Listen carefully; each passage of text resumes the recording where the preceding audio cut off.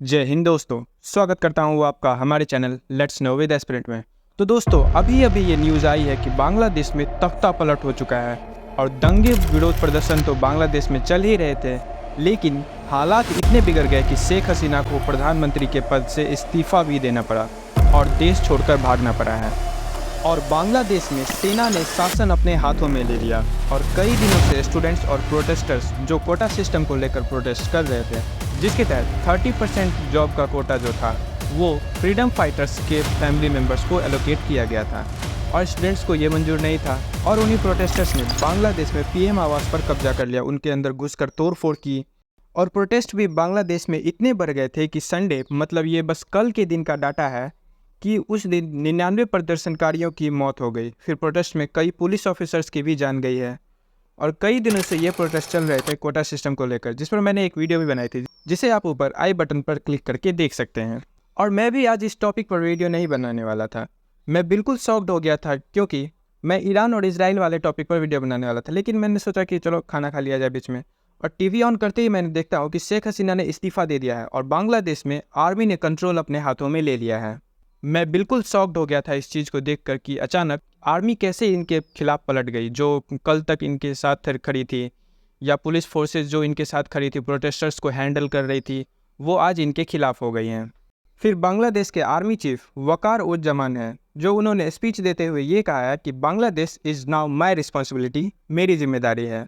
और उसके बाद उन्होंने पुलिस और आर्मी को फर्दर किसी कार्रवाई को करने से रोक दिया है। फिर प्रोटेस्ट में ऐसे हालात है कि बांग्लादेश के फ्रीडम फाइटर मुजीबुर रहमान की मूर्ति को भी तोड़ा जा रहा है प्रोटेस्टर्स के द्वारा। तो शेख मुजीबुर रहमान वो हैं जिन्होंने 1971 में बांग्लादेश को भारत की हेल्प लेकर पाकिस्तान से आज़ादी दिलवाई थी। लेकिन इसके बावजूद 15 अगस्त 1975, यानी बस 4 साल भी नहीं हुए कि उनको मार दिया गया। उनका बांग्लादेश आर्मी के कुछ पर्सनल के द्वारा असैसिनेशन कर दिया गया और मुजीबुर रहमान की पूरी फैमिली को मार दिया गया था। हालांकि उस हमले में शेख हसीना किसी तरह अपनी बहन के साथ बचकर आ गई थी और इस बार वही असैसिनेशन का सेम खतरा शेख हसीना पर भी मंडरा रहा था। और एक कहावत है ना, मरता क्या नहीं करता, इसलिए उन्हें भी बांग्लादेश छोड़कर भागना पड़ा है। और अभी 10-15 मिनट पहले, मैं अभी 6 बजने के आसपास है और मैं वॉइस रिकॉर्ड कर रहा हूँ, मतलब 5:30 के आसपास वो भारत के हिंडन एयरबेस आ चुकी हैं। उसके बाद क्या वो यहीं रुकेंगी या कहीं वे बाहर जाएंगी, तो ये देखना होगा। अब इस टॉपिक से थोड़ा साइड हट के सोचते हैं कि क्या ये शॉकिंग सा नहीं लगता है कि जिस आदमी ने बांग्लादेश को प्रोटेस्ट के जरिए या फिर किसी तरह से पाकिस्तान से आज़ादी दिलवाई, उन्हीं की मूर्तियों को आज तोड़ा जा रहा है बांग्लादेश में। और कई मामले ये भी उठ रहे हैं कि उनके विपक्ष दलों ने सब साथ में मिलकर आ गए थे शेख हसीना को हराने के लिए।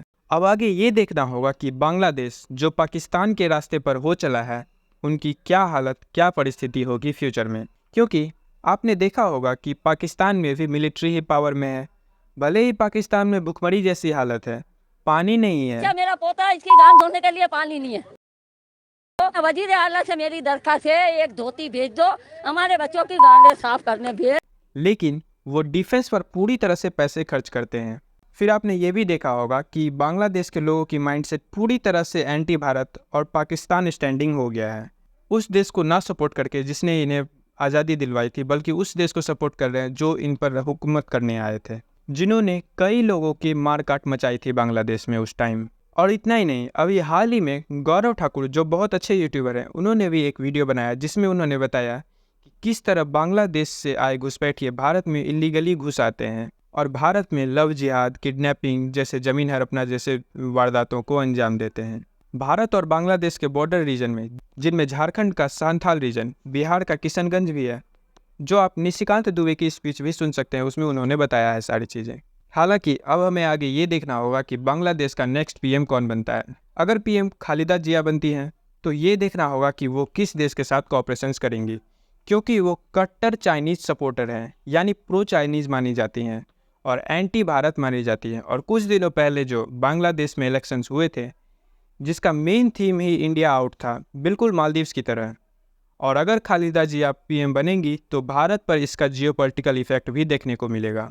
और बांग्लादेश में हिंसा को ध्यान में रखते हुए भारत ने बांग्लादेश बॉर्डर पर बीएसएफ को 24 आवर्स के लिए रेड अलर्ट मोड में तैनात कर दिया है। हालांकि अगर कोई अपडेट आएगी तो मैं आपको इन्फॉर्म करूंगा ही, तो इसलिए चैनल को सब्सक्राइब कर दीजिएगा और वीडियो अच्छी लगी हो तो वीडियो को लाइक ज़रूर कर दीजिएगा। Thank you for watching the video. जय हिंद, जय भारत।